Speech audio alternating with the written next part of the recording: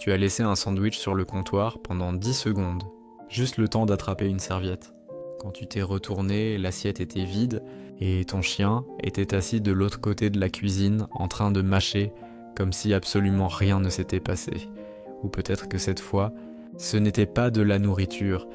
Peut-être que tu es entré dans ta chambre et que tu as trouvé ton oreiller complètement déchiré, le rembourrage éparpillé partout, comme une petite tempête de neige intérieure. Que ton chien n'avait clairement aucune intention de nettoyer, ou peut-être que c'était quelque chose de plus discret. Un vieux t-shirt disparaît du dossier d'une chaise. Et 1 heure plus tard, tu le retrouves dans le panier de ton chien, complètement intact, pas mâchouillé, pas abîmé, juste récupéré. À première vue, tous ces comportements semblent identiques.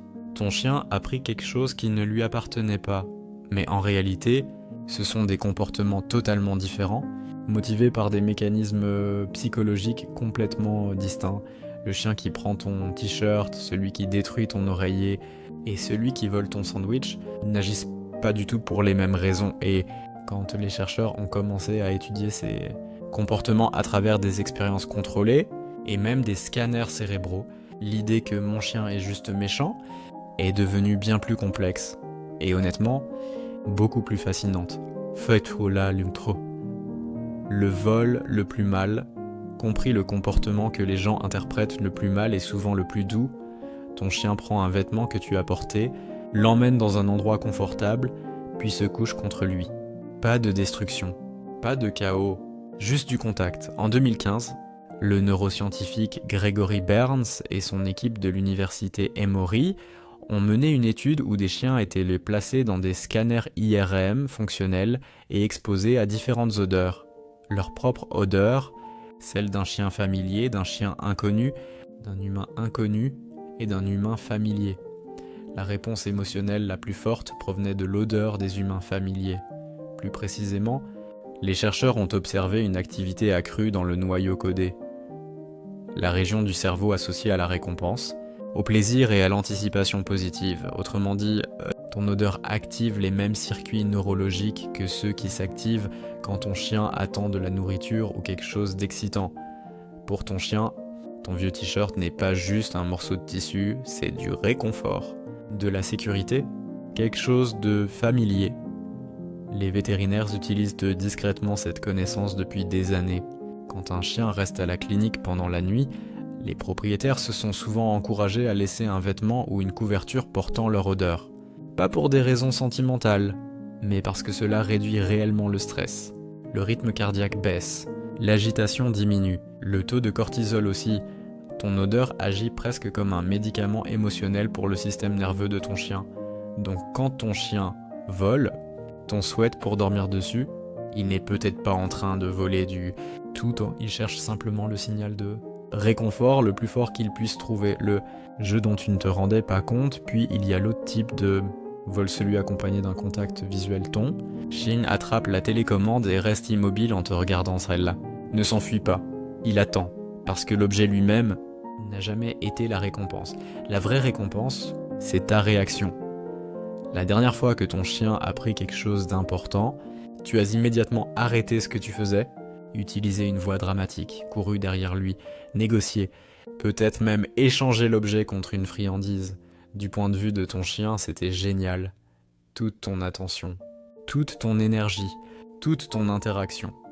La psychologie comportementale appelle cela le conditionnement opérant. Un comportement produit une conséquence, et si cette conséquence est perçue comme positive, le comportement devient plus fréquent. Mais ce qui rend ce comportement particulièrement puissant, c'est ce qu'on appelle un programme de renforcement variable. Tu ne réagis jamais exactement de la même façon. Parfois tu poursuis ton chien, parfois tu rigoles, parfois tu proposes une friandise, parfois tu l'ignores. Et cette imprévisibilité rend le comportement encore plus difficile à faire disparaître. C'est exactement le même mécanisme psychologique que celui des machines à sous. Les récompenses imprévisibles sont extrêmement addictifs pour le cerveau, et la course dramatique dans toute la maison, les grands cercles dans le couloir, tout en vérifiant constamment si tu regardes, n'est pas non plus aléatoire. Les éthologues appellent cela le keep away, une forme reconnue de jeu social particulièrement fréquente chez les Chio, ton chien n'a pas volé la télécommande pour te défier. Non, il l'a prise parce qu'il sait que cela déclenche presque toujours un jeu avec toi, l'instinct. Ancien toujours présent chez les chiens certains. Chiens adorent transporter des objets, d'autres presque jamais. Cette différence remonte à des milliers d'années. Tous les chiens domestiques portent encore en eux des fragments d'une ancienne séquence comportementale héritée des loups. Les éthologues l'appellent en la séquence motrice-prédatrice.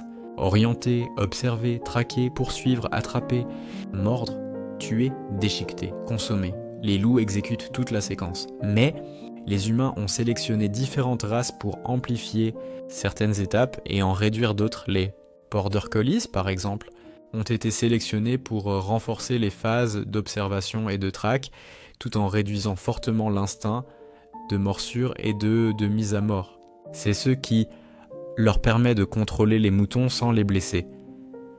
Les retrievers ont été façonnés presque uniquement autour de la phase attraper et transporter. Ils ont été conçus pour porter des objets délicatement sans les abîmer. Les terriers, eux, ont été sélectionnés avec un instinct de prise et de secouement beaucoup plus fort. Donc quand ton labrador traverse fièrement le salon avec ta chaussure dans la gueule comme s'il avait accompli quelque chose d'important, il n'agit pas de manière absurde. Il exprime un comportement profondément inscrit dans sa génétique par des siècles de sélection humaine. Ta pantoufle est simplement devenue la version moderne de l'objet qu'il était censé rapporter. Ils savent quand tu les regardes, le vol de nourriture est encore plus fascinant.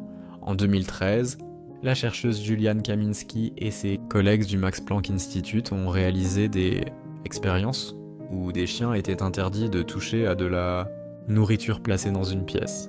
Puis les chercheurs ont modifié une variable essentielle, la visibilité. Parfois la pièce était bien éclairée, parfois elle était plongée dans l'obscurité. Les chiens volaient beaucoup plus souvent la nourriture quand les lumières étaient éteintes, et le détail le plus intéressant était celui-ci. Les chiens pouvaient voir la nourriture dans les deux situations.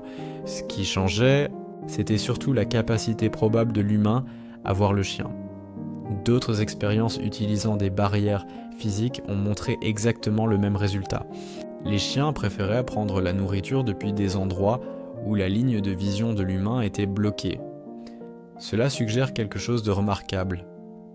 Les chiens ne réagissent pas simplement de manière impulsive. Ils évaluent ce que les humains peuvent ou ne peuvent pas percevoir. Ton chien peut littéralement réfléchir à la question de savoir si tu le regardes avant de décider de voler le steak posé sur le comptoir, ce qui signifie que le vol de nourriture n'est pas toujours un problème d'obéissance. Parfois, c'est une démonstration d'intelligence sociale étonnamment sophistiquée.